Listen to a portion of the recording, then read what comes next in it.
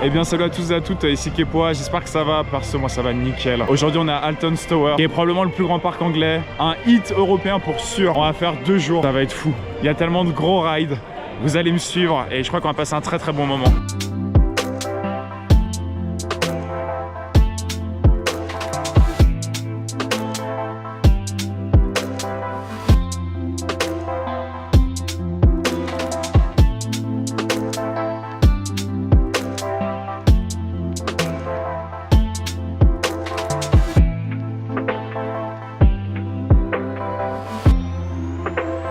Et déjà franchement juste l'entrée avec la musique, la Main Street, la vue sur le fameux château d'Alton, enfin tout ça, ça met l'eau à la bouche et c'est crazy.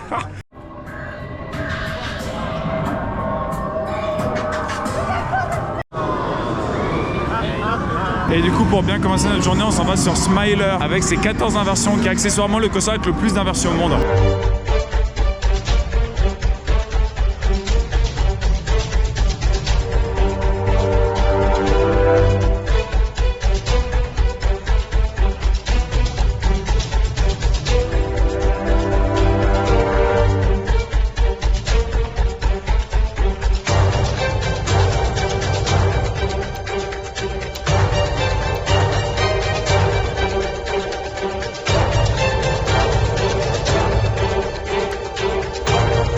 Sort de ce gros smiler, que dire? Déjà premier truc, les coasters à inversion c'est pas trop mon délire, je tiens à préciser. Deuxième truc, quasiment tout le monde dans le groupe a adoré. Moi j'avais peur que ça soit Goudurix tiers et c'est Goudurix tiers. Beaucoup d'inversions, c'est long, c'est pas hyper smooth. Il y a 2 airtime qui sont rigolos et pour moi en fait les seules inversions qui sortent vraiment du lot sont celles où il y a des gélates.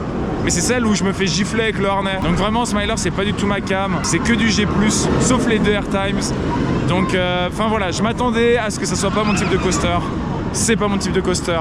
Mais si vous aimez les inversions, je pense que vous allez vous régaler. En tout cas, l'ambiance est vraiment folle. Enfin, vraiment, il y a de la musique The Smiler partout. Il y a une atmosphère autour qui est dingue. Ça, je peux pas le renier. C'est complètement fou.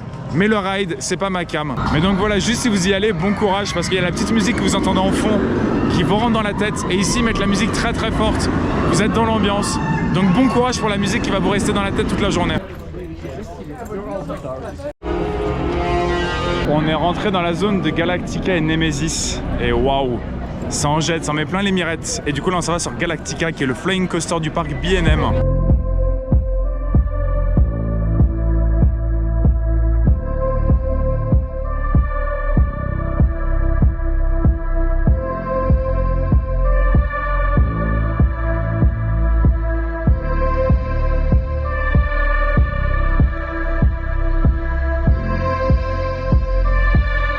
Et bah voilà, Galactica c'est fait. J'étais vraiment peureux parce que je m'attendais à un fly bis et j'aime pas du tout fly. Et waouh, quelle claque. Les flying B&M mettent une gifle monumentale au flying Vekoma. Je peux le dire haut et fort, enfin qu'est-ce que c'est bien. Les assises sont tellement plus confortables. En fait, au lieu de prendre sur le ventre, comme avec Fly, c'est sur le bassin et les épaules parce que le harnais il est renforcé en mousse. Donc c'est hyper confort. Ce qui est du ride, il y a la partie sur le dos qui est très intense. Le reste, vraiment c'est flottant. C'est pas trop long, donc ça c'est bien. Il n'y a pas de passage inutile ou quoi, il n'y a pas de moment où on s'ennuie. Donc pour moi, Galactica c'est un grand oui. Voilà, Fly c'est un grand non, là c'est un grand oui. Et je suis vraiment impatient de tester un gros flying B&M avec un pretzel loop ou quoi, mais ça sera pour plus tard. En tout cas, Galactica, c'est clairement oui. Bon, du coup, on a eu le temps de manger. On est allé à Pizza and Pasta, qui est un buffet à volonté de pâtes et de pizza. On a payé 21 livres pour pizza, pâtes et boissons illimitées. Donc franchement, je trouve ça plutôt raisonnable. Ça fait environ 25 € et c'était plutôt bon. Là, on s'est blindé l'estomac, on est bien. Et on s'en va sur The Curse, je crois que c'est à peu près ça le nom, qui est un dark ride du parc. Donc on est avec tout le groupe et on va voir ce que ça donne. Je me suis pas du tout spoil.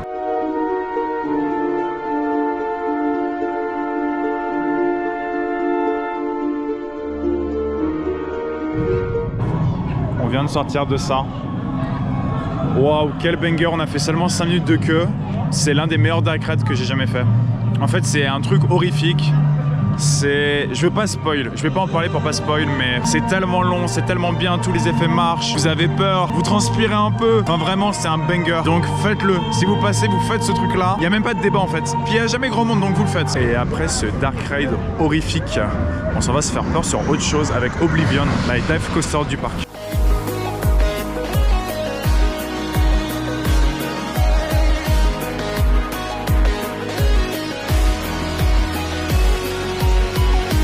Bon, on a fait Oblivion. Qu'est-ce que ça dit Oblivion? Et bah, vous montez, vous avez une chute, vous avez un virage à gauche, vous arrivez sur les freins finaux, c'est fini. Ouais, ça fait plutôt court.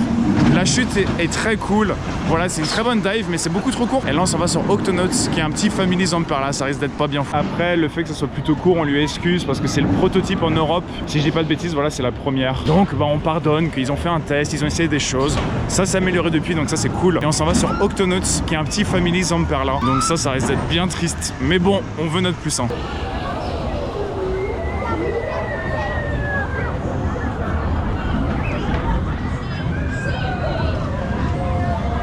Bon, quoi dire de ce petit Octonauts? Et bah franchement, c'est plutôt déprimant le ride. Je sais même pas s'il y a un point à soulever quoi. Si, il y a la baleine qui crache un peu d'eau, voilà, c'est tout. C'est pour dire le niveau où on est quoi, mais à part ça, il n'y a rien. Keep le Zone est dans une zone qui est vraiment pas belle. On est vraiment en dessous de ce que propose le parc ailleurs. Donc visuellement, c'est pas agréable. D'un point de vue sensationnel, c'est vide. Et il y a 2 opérateurs, mais ça avance pas, ça débite pas. Enfin, c'est catastrophique, ils prennent leur temps. Cependant, ils sont gentils. Mais donc voilà, c'est fait. Comme ça, moi, on n'en parle plus, on est tranquille, ça fait plus sain. Je ne le ferai qu'une seule fois dans ma vie. Voilà, on n'en parle plus. Et là, je vais sur Spinball, qui est le spinning morer.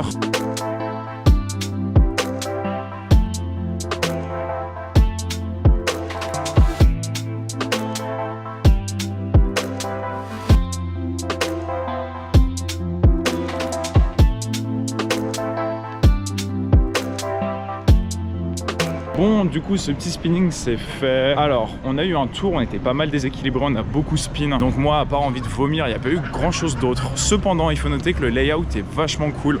C'est très compact, c'est très nerveux, ça va dans tous les sens. Donc franchement, je pense que d'un point de vue purement layout, c'est peut-être le meilleur spinning qu'on a fait depuis le début du trip. Après, du coup, moi, c'est pas mon meilleur tour, c'était un peu trop intense pour moi.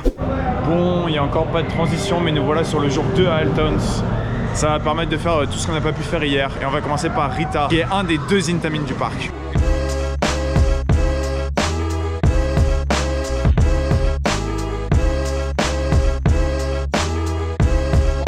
Bon, voilà, on s'est fait satelliser de bon matin. Qu'est-ce que c'est bien. Vous vous installez, vous êtes launch hydraulique qui envoie de ses chouquettes. Enfin, franchement, là, ça vaut son pesant de cacahuètes. Donc voilà, après le reste du layout, c'est quelques changements de direction, 1 ou 2 airtime. Donc c'est très très fun. C'était mon premier Accelerator. J'ai bien aimé. La zone est cool. Niveau confort, c'est pas parfait, mais on fera avec. Et là, on s'en va sur Gangsta Guani The Wide, qui est un dark ride. Donc on va voir ce que ça donne. Mais en tout cas, Rita, c'est validé. Décidément, Alton Towers a tout compris d'un point de vue dark ride. On sort de Gangsta Guani, donc il y a un petit dark ride autour du vol de la couronne de la reine d'Angleterre. C'est très très bien. D'habitude, je suis vraiment pas fan des écrans dans les dark rides. Là, c'est magnifiquement bien utilisé. Il y a beaucoup d'effets, c'est assez long. Ça marche vraiment très très très bien. Le seul problème, c'est que vous êtes dans une zone enfant qui est encore pire que la zone enfant de hier que je vous ai montré. Donc ça, franchement, c'est infâme. Mais à part ça, c'est vraiment très très très bien. En fait, voilà, c'est simple. Quand les écrans les utilisent bien, ça fait que c'est génial. Donc je vous conseille vivement. J'en parlerai pas trop plus parce que j'ai pas envie de vous spoil. Voilà, allez-y, faites votre découverte vous-même. Mais en tout cas, sachez que ça vaut le détour. Et là, on va partir sur 13, qui est un Family Intamin, donc le 2e Intamin du parc. Et voilà, on a eu l'occasion de faire 13, on a eu de la chance. Alors de la chance, oui et non. Il a ouvert plus tard, du coup on a pu rentrer dedans direct et on a skip 80 minutes de queue parce que quand on est sorti il y avait 80 minutes. Donc ça c'est cool. 13, ce petit Family Intamin, et bah écoutez, franchement c'est vachement sympa. J'ai bien aimé, il y a la petite drop, il y a des petits virages, c'est marrant. Donc pour moi c'est oui et le cadre est génial. Et là je vais vous mettre un petit timecode pour ceux qui veulent pas se faire spoil 13. Comme ça vous allez direct à ce temps là et vous êtes tranquille. Maintenant pour ceux qui veulent se faire spoil ou qui l'ont déjà fait, et bah franchement en fait c'est vachement bien, j'ai vraiment adoré. Parce qu'il y a la partie backward où vous êtes dans le noir, ça va vite, c'est très bien. Seul défaut pour moi, vous êtes un peu trop dans le noir. Faudrait un peu de lumière quand même. Et après pour le track qui tombe, ça c'est marrant et c'est en 2 coups. Donc franchement je le trouve mieux réussi que celui d'Objectif Mars. Donc pour moi 13 c'est un grand oui. Et le cadre est vraiment cool, c'est un très très bon family. Et franchement ça met des mandales à beaucoup de Gerslauer family. Donc ça c'est bien. Et en même temps on en a profité pour se balader dans les jardins du parc. Je vais vous mettre des images. C'est juste magnifique. Enfin le cadre est extraordinaire.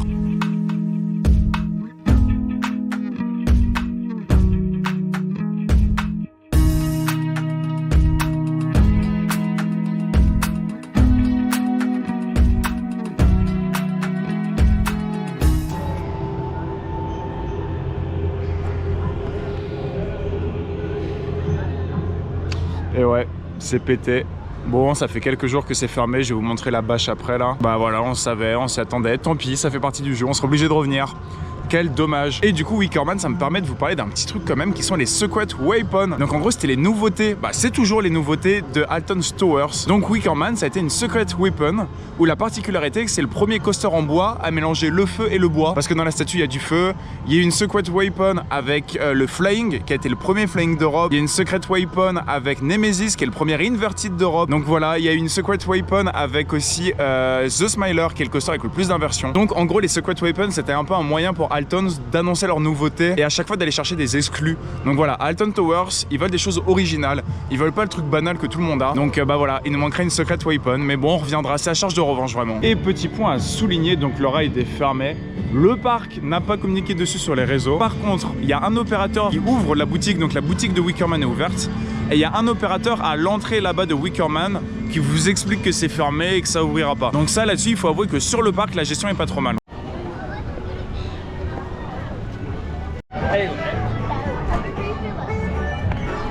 Et on va continuer nos aventures du jour avec Runaway Mine Train qui est juste derrière nous.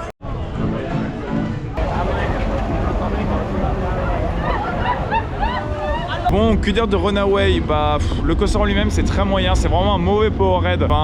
Il n'y a pas d'accélération, il n'y a rien. Mais par contre le ride était monumental parce qu'il y a 40 places dans le train et on était 40. On a mis une ambiance, les OP étaient fous. Et là maintenant on s'en va sur une machine que vous voyez juste derrière moi et qui a l'air d'envoyer de sacrées chouquettes. Ça va être plus que bien ça.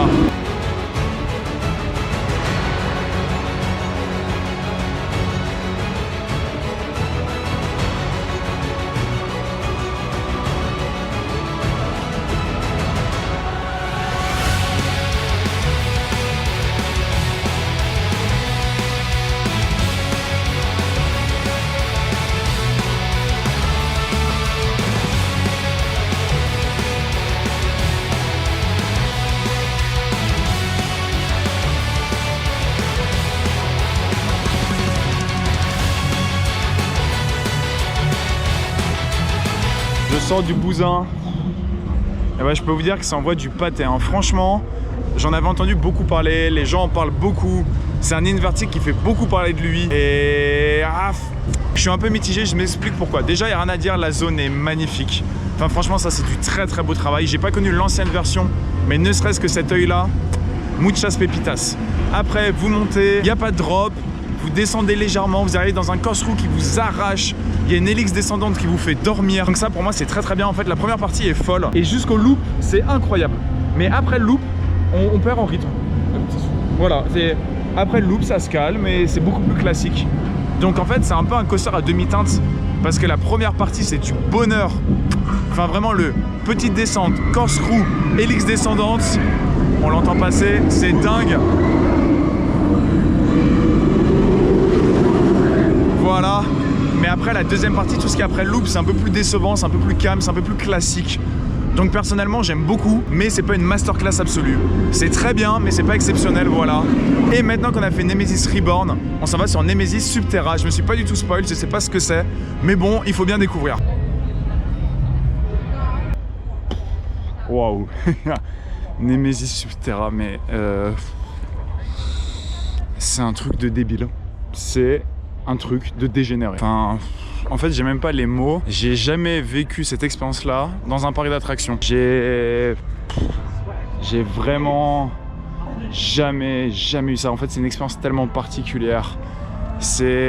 Moi, je vous conseille fortement. Le truc, c'est que je sais que la file d'attente débite pas trop. Donc, c'est à plus d'une demi-heure. Attendez le soir. Le soir, ça se vide bien. Et faites-le. Vous posez pas de questions. À part si vous êtes claustrophobe ou épileptique. Mais si vous êtes ni l'un ni l'autre, allez le faire. Vous posez pas de questions et vous verrez bien, vous ferez votre avis. Je vais vous mettre un timecode juste ici. Si vous voulez pas être spoil, passez-le. Parce qu'en fait, à partir du moment où je vais parler de l'attraction, vous allez être forcément spoil. Donc voilà, le moindre truc va vous spoil l'expérience.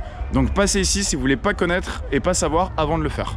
Donc, déjà, vous rentrez dans le pré-show, la personne vous met l'ambiance. Vous rentrez après le pré-show dans un ascenseur. L'ascenseur descend dans une salle. Et dans cette salle, on vous assoit sur des nacelles type free fall. Et cette salle, en fait, c'est le coffre-fort de l'œuf de Nemesis qui ne doit pas éclore. Spoiler alerte, il va éclore. Ça se met à trembler de partout, ça clignote. Vous vous faites gicler de l'eau à la face. Il y a un effet free fall, vous tombez quelques mètres, vous tombez dans une autre salle.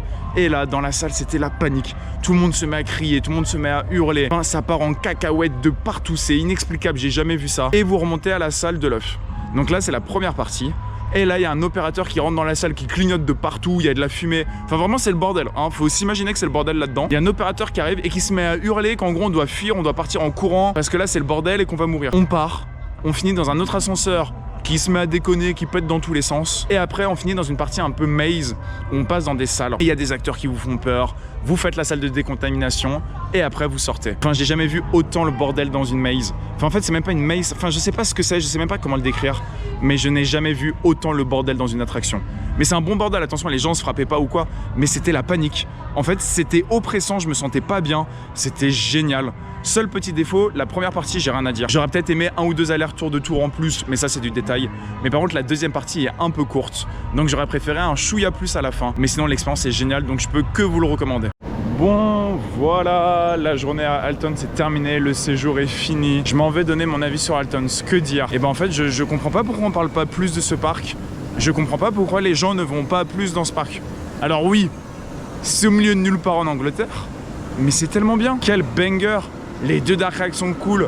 Le parc est absolument magnifique. Il y a une forêt. Est-ce que c'est bon pour vous? Il y a une forêt dans le parc.